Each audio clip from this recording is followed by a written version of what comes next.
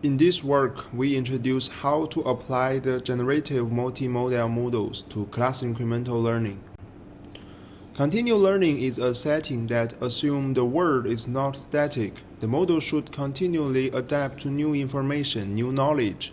Therefore, how to efficiently update the model using only the new data, that is, without retraining with all old data, is the main challenge for continual learning. There are two different settings in continual learning: class incremental learning and task incremental learning. The difference is whether the task ID is available during testing. So the class incremental learning is a more challenging setting. It doesn't have the task ID. So the model should classify classes from all tasks together. In continual learning, the most challenging problem is the catastrophic forgetting. The figure in the left shows the task and the class confusion matrices. Top row is fine-tuning without exemplar, and bottom row is fine-tuning with 2000 exemplars. We can see that there is an obvious bias toward the current tasks, and by exploring exemplars, the resulting classifier is clearly less biased. Most continual learning methods focusing on tackling this problem by using exemplars or regularizations or other methods, but as long as the classifier keeps expanding, the bias always remains. Nowadays, the field of generative multimodal models like BLEEP and BLEEP2 is blooming.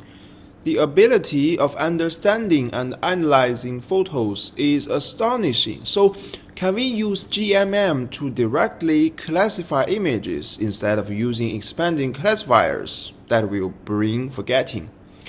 But the performance of simply using zero-shot GMM in class incremental learning is not satisfying, so we need to find a way to fine-tune it. Mini-GPT-4 is a good fine-tuning method. It uses only one linear layer to align the image encoder and language model, achieving amazing performance on downstream tasks.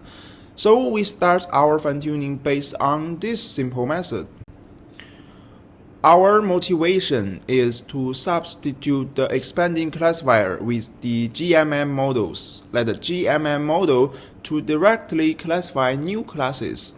Like shown in the top row, traditional discriminative models always use a expandable classifier to accommodate new classes. The classifier will always tend to classify images to current tasks because of the imbalanced data. So, in the bottom row, we replace the classifier with a GMM model that doesn't need to change during different tasks. In this way, we can avoid bias in the classifier that causing the catastrophic forgetting. Well, here is our training pipeline. We add a linear layer after the image encoder and only update this one module during training.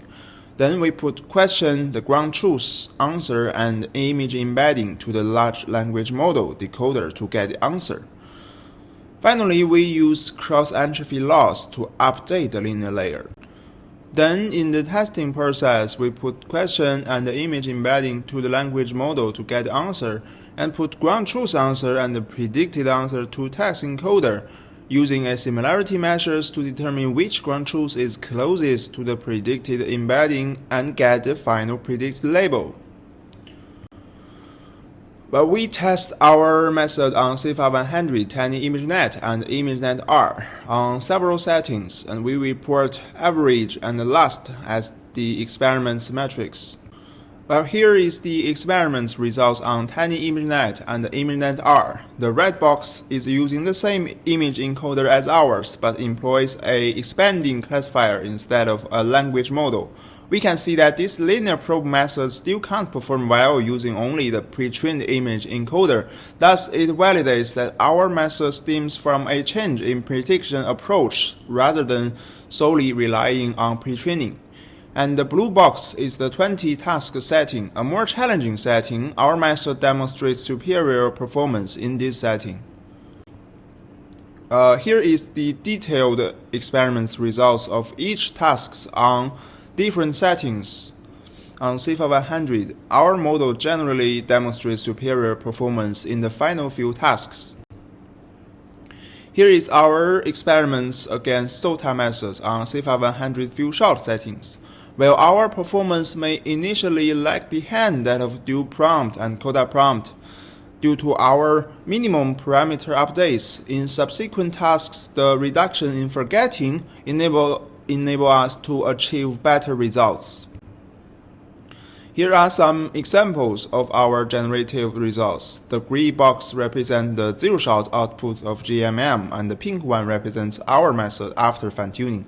We can see that without fine-tuning, the output appears disordered with instances of repetition and redundancy. To summarize, we are the first to propose to use generative model to substitute discriminative models, preventing forgetting introduced by the expanding classifier.